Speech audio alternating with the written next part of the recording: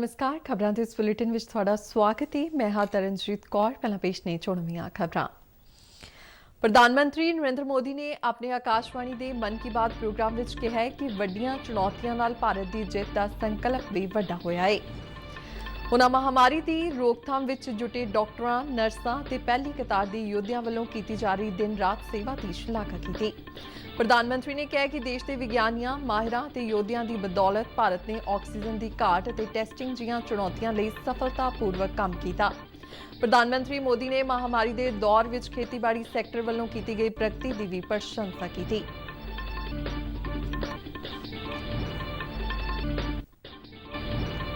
ਕੋਵਿਡ-19 ਮਹਾਮਾਰੀ ਦੀ ਦੂਜੀ ਲਹਿਰ ਕਾਰਨ ਅਰਥ ਵਿਵਸਥਾ ਦੇ ਵੱਖ-ਵੱਖ ਖੇਤਰਾਂ ਦੇ ਕਾਰੋਬਾਰਾਂ ਵਿੱਚ ਪਏ ਵਿਘਨ ਨੂੰ ਧਿਆਨ ਵਿੱਚ ਰੱਖਦਿਆਂ ਕੇਂਦਰ ਸਰਕਾਰ ਨੇ ਹੰਗਾਮੀ ਕ੍ਰੈਡਿਟ ਲਾਈਨ ਗਰੰਟੀ ਯੋਜਨਾ ECLGS ਦੇ ਦਾਇਰੇ ਨੂੰ ਵਧਾਉਣ ਦਾ ਐਲਾਨ ਕੀਤਾ ਹੈ।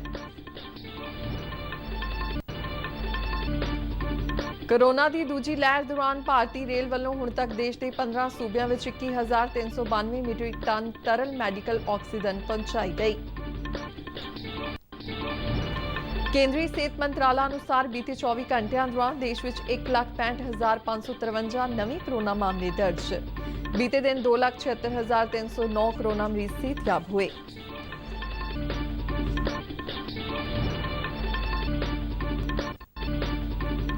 ਪੰਜਾਬ ਦੇ ਕਿਸਾਨਾਂ ਨੇ ਸਿੱਧਾ ਲਾਭ ਤਬਾਦਲਾ ਪ੍ਰਣਾਲੀ ਰਾਹੀਂ ਅਦਾਇਗੀ ਦੀ ਰਕਮ ਸਿੱਧੀ ਉਹਨਾਂ ਦੇ ਖਾਤਿਆਂ ਵਿੱਚ ਪਾਏ ਜਾਣ ਤੇ ਖੁਸ਼ੀ ਪ੍ਰਗਟ ਕੀਤੀ।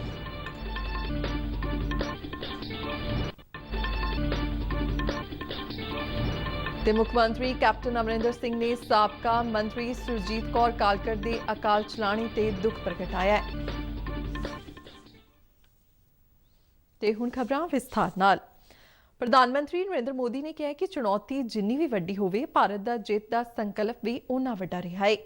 ਆਕਾਸ਼ਵਾਣੀ ਦੇ ਮਨ ਕੀ ਬਾਤ ਪ੍ਰੋਗਰਾਮ ਦੀ 77ਵੀਂ ਕੜੀ ਦੌਰਾਨ ਦੇਸ਼ ਵਾਸੀਆਂ ਨੂੰ ਸੰਬੋਧਨ ਕਰਦਿਆਂ ਪ੍ਰਧਾਨ ਮੰਤਰੀ ਨੇ ਕੋਵਿਡ-19 ਮਹਾਮਾਰੀ ਸੰਬੰਧੀ ਵੱਖ-ਵੱਖ ਪਹਿਲੂਆਂ ਬਾਰੇ ਗੱਲਬਾਤ ਕੀਤੀ। ਉਨ੍ਹਾਂ ਕਿਹਾ ਕਿ ਮਹਾਮਾਰੀ ਦੀ ਰੋਕਥਾਮ ਲਈ ਸਾਡੇ ਡਾਕਟਰ, ਨਰਸਾਂ ਤੇ ਪਹਿਲੀ ਕਤਾਰ ਦੇ ਯੋਧੇ ਆਪਣੀ ਖੁਦ ਦੀ ਚਿੰਤਾ ਛੱਡ ਕੇ ਦਿਨ-ਰਾਤ ਸੇਵਾ ਵਿੱਚ ਜੁਟੇ ਹੋਏ ਨੇ। चुनौती कितनी ही बड़ी हो, भारत का विजय का संकल्प भी हमेशा उतना ही बड़ा रहा है। देश की सामूहिक शक्ति और हमारे सेवा भाव ने देश को हर तूफान से बाहर निकाला है। हाल के दिनों में हमने देखा है कि कैसे हमारे डॉक्टर्स, नर्सेस और फ्रंटलाइन वॉरियर्स उन्होंने खुद की चिंता छोड़कर दिन रात काम किया और आज भी कर रहे हैं। ਪ੍ਰਧਾਨ ਮੰਤਰੀ ਨੇ ਕਿਹਾ ਕਿ ਮਹਾਮਾਰੀ ਦੀ ਦੂਜੀ ਲਹਿਰ ਦੇ ਆਉਣ ਨਾਲ ਦੇਸ਼ ਵਿੱਚ ਮੈਡੀਕਲ ਆਕਸੀਜਨ ਦੀ ਮੰਗ ਅਚਾਨਕ ਕਈ ਗੁਣਾ ਵੱਧ ਗਈ। ਉਨ੍ਹਾਂ ਕਿਹਾ ਕਿ ਇਸ ਮੰਗ ਦੀ ਪੂਰਤੀ ਕਰਨਾ ਬਹੁਤ ਹੀ ਵੱਡੀ ਚੁਣੌਤੀ ਸੀ। ਦੇਸ਼ ਦੇ ਦੂਰ ਦੁਰਾਡੇ ਇਲਾਕਿਆਂ ਤੱਕ ਆਕਸੀਜਨ ਨੂੰ ਪਹੁੰਚਾਉਣਾ ਵੀ ਇੱਕ ਚੁਣੌਤੀ ਵਾਲਾ ਕੰਮ ਸੀ। ਇਸ ਮੁਸ਼ਕਿਲ ਦੀ ਘੜੀ ਵਿੱਚ ਕ੍ਰਾਇਓਜੈਨਿਕ ਟੈਂਕਰ ਚਲਾਉਣ ਵਾਲੇ ਡਰਾਈਵਰਾਂ, ਆਕਸੀਜਨ ਐਕਸਪ੍ਰੈਸ ਅਤੇ ਹਵਾਈ ਫੌਜ ਦੇ ਪਾਇਲਟਾਂ ਨੇ ਦੇਸ਼ ਦੀ ਸਹਾਇਤਾ ਕੀਤੀ। साथियों, जब सेकंड वेव आई, अचानक से ऑक्सीजन की मांग कई गुना बढ़ गई। तो बहुत बड़ा चैलेंज था। मेडिकल ऑक्सीजन का देश के दूर सुदूर हिस्सों तक पहुंचाना अपने आप में बड़ी चुनौती थी। ऑक्सीजन टैंकर ज्यादा तेज चले, छोटी सी भी भूल हो तो उसमें बहुत बड़े विस्फोट का खतरा होता है।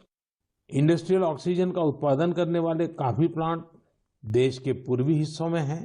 वहां से दूसरे राज्यों में ऑक्सीजन पहुंचाने के लिए भी कई दिन का समय लगता है। देश के सामने आई इस चुनौती में देश की मदद की क्रायोजेनिक टैंकर चलाने वाले ड्राइवर्स ने, ऑक्सीजन एक्सप्रेस ने, एयरफोर्स के पायलट्स ने, ऐसे अनेकों लोगों ने। ਪ੍ਰਧਾਨ ਮੰਤਰੀ ਨੇ ਕਿਹਾ ਕਿ ਭਾਰਤੀ ਰੇਲਵੇ ਵੱਲੋਂ ਵੀ ਆਕਸੀਜਨ ਦੀ ਢੋਆ ਢੁਆਈ ਵਿੱਚ ਮਹੱਤਵਪੂਰਨ ਯੋਗਦਾਨ ਦਿੱਤਾ ਗਿਆ। ਉਨ੍ਹਾਂ ਦੱਸਿਆ ਕਿ ਇੱਕ ਆਕਸੀਜਨ ਐਕਸਪ੍ਰੈਸ ਨੂੰ ਪੂਰੀ ਤਰ੍ਹਾਂ ਮਹਿਲਾ ਅਮਲੇ ਵੱਲੋਂ ਚਲਾਇਆ ਜਾ ਰਿਹਾ ਹੈ। ਪ੍ਰਧਾਨ ਮੰਤਰੀ ਨੇ ਕਿਹਾ ਕਿ ਦੇਸ਼ ਦੀ ਹਰ ਇੱਕ ਮਹਿਲਾ ਦੇ ਨਾਲ ਹਰ ਇੱਕ ਹਿੰਦੁਸਤਾਨੀ ਨੂੰ ਵੀ ਇਸ ਗੱਲ ਦਾ ਮਾਣ ਹੈ। ਪ੍ਰਧਾਨ ਮੰਤਰੀ ਨੇ ਕਿਹਾ ਕਿ ਇਸ ਸਮੇਂ ਵਿੱਚ ਸਾਡੇ ਅਨੇਕਾਂ ਵਿਗਿਆਨੀ, ਸਨਅਤੀ ਮਾਹਿਰ ਅਤੇ ਤਕਨੀਸ਼ੀਅਨ ਜੰਗੀ ਪੱਧਰ ਤੇ ਕੰਮ ਕਰ ਰਹੇ ਨੇ। ਪ੍ਰਧਾਨ ਮੰਤਰੀ ਨੇ ਕਿਹਾ ਕਿ ਦੇਸ਼ ਦੀਆਂ ਤਿੰਨਾਂ ਸੈਨਾਵਾਂ ਤੋਂ ਇਲਾਵਾ ਰੱਖਿਆ ਖੋਜ ਅਤੇ ਵਿਕਾਸ ਸੰਗਠਨ ਵੀ ਇਸ ਕੰਮ ਵਿੱਚ ਜੁਟਿਆ ਹੋਇਆ ਹੈ। ਉਨ੍ਹਾਂ ਕਿਹਾ ਕਿ ਸਾਡੇ ਜਵਾਨਾਂ ਨੇ ਜੋ ਕੰਮ ਕੀਤਾ ਹੈ, ਇਸ ਲਈ ਸਾਰਾ ਦੇਸ਼ ਉਹਨਾਂ ਨੂੰ ਸਲਾਮ ਕਰਦਾ ਹੈ। और क्रायोजेनिक टैंकर्स भी देश में लाए जा रहे हैं। इसलिए इसमें नेवी भी लगी, एयरफोर्स भी लगी, आर्मी भी लगी और डीआरडीओ जैसी हमारी संस्थाएं भी जुटी हैं। हमारे कितने ही वैज्ञानिक, इंडस्ट्री के एक्सपर्ट्स और टेक्नीशियन भी युद्ध स्तर पर काम कर रहे हैं।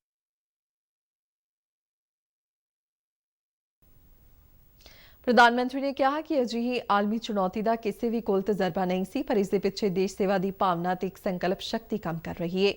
ਪ੍ਰਧਾਨਮੰਤਰੀ ਨੇ ਦੱਸਿਆ ਕਿ ਆਮ ਦਿਨਾਂ ਵਿੱਚ ਦੇਸ਼ ਵਿੱਚ ਤਰਲ ਮੈਡੀਕਲ ਆਕਸੀਜਨ ਦਾ ਉਤਪਾਦਨ 900 ਮੀਟ੍ਰਿਕ ਟਨ ਪ੍ਰਤੀ ਦਿਨ ਹੁੰਦਾ ਸੀ, ਜੋ ਕਿ ਹੁਣ ਵੱਧ ਕੇ 9,500 ਮੀਟ੍ਰਿਕ ਟਨ ਤੇ ਪਹੁੰਚ ਗਿਆ ਹੈ।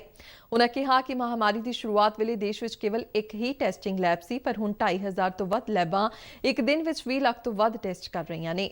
ਦੇਸ਼ ਵਿੱਚ ਹੁਣ ਤਾਈਂ 33 ਕਰੋੜ ਤੋਂ ਵੱਧ ਸੈਂਪਲਾਂ ਦੀ ਜਾਂਚ ਕੀਤੀ ਜਾ ਚੁੱਕੀ ਹੈ।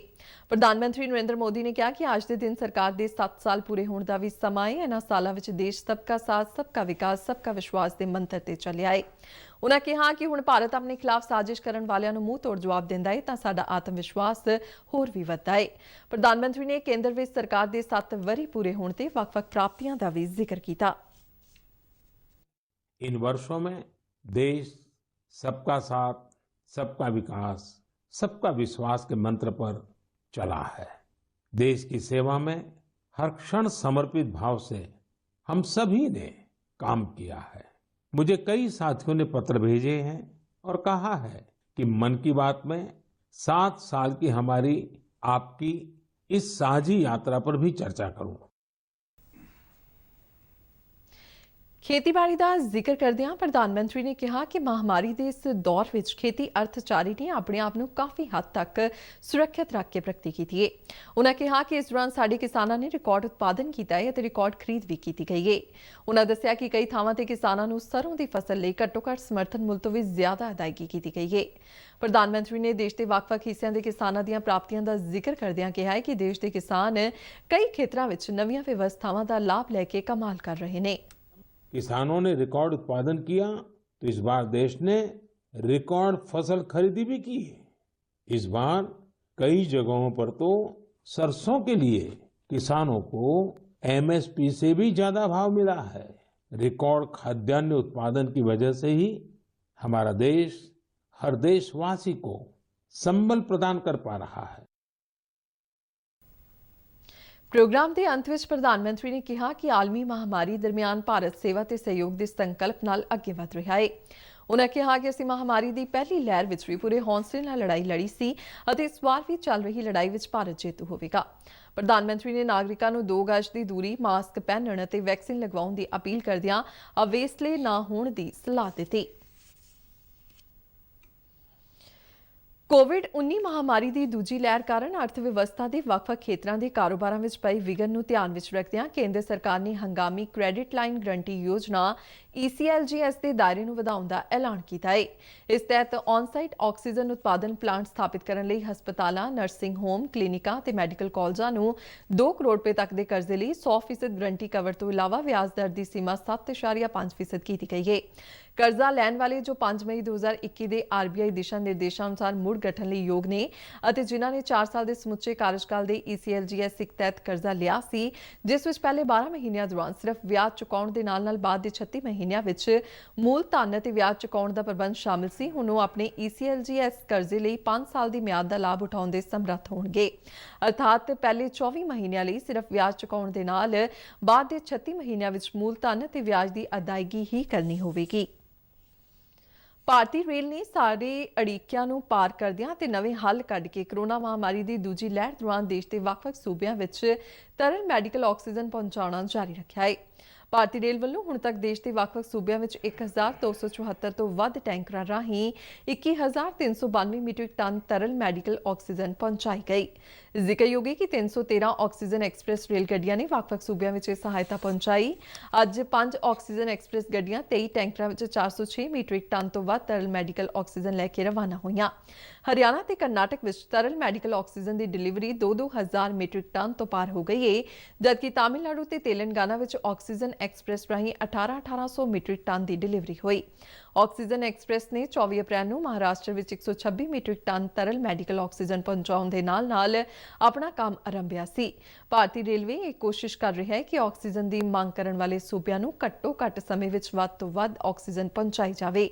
ਆਕਸੀਜਨ ਐਕਸਪ੍ਰੈਸ ਵੱਲੋਂ ਪੰਜਾਬ ਸਮੇਤ 15 ਸੂਬਿਆਂ ਨੂੰ ਆਕਸੀਜਨ ਸਹਾਇਤਾ ਪਹੁੰਚਾਈ ਗਈ। ਪੰਜਾਬ ਵਿੱਚ ਹੁਣ ਤੱਕ 225 ਮੀਟ੍ਰਿਕ ਟਨ ਤਰਲ ਆਕਸੀਜਨ ਪਹੁੰਚਾਈ ਜਾ ਚੁੱਕੀ ਹੈ।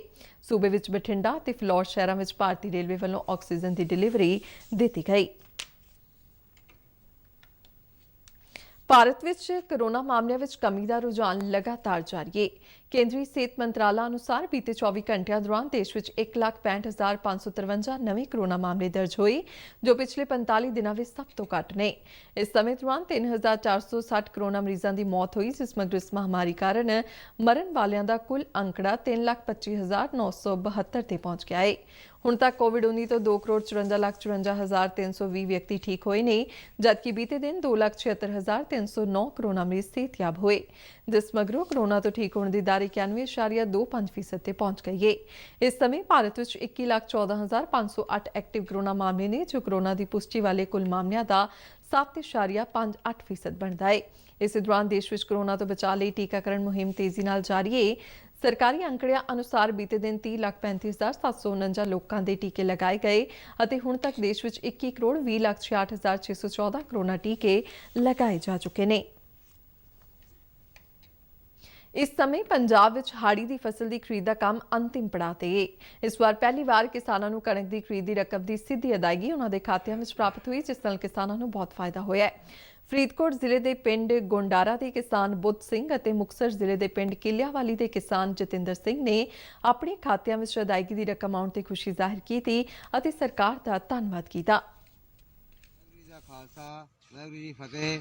ਮੇਰਾ ਨਾਮ ਬੁੱਧ ਸਿੰਘ ਹੈ ਜੀ, ਪਿਤਾ ਦਾ ਨਾਮ ਸੀਰ ਸਿੰਘ, ਪਿੰਡ ਗੰਦਾਰਾ। ਮੈਂ 17 ਤਰੀਕ ਨੂੰ ਆਇਆ ਸੀ, 18 ਨੂੰ ਮੇਰੀ ਕਣਕ ਵਿਕ ਗਈ, ਯਾਨੀ ਕਿ ਮੈਨੂੰ ਕੋਈ ਪਰੇਸ਼ਾਨੀ ਨਹੀਂ ਆਈ ਮੰਡੀ ਵੱਲੋਂ।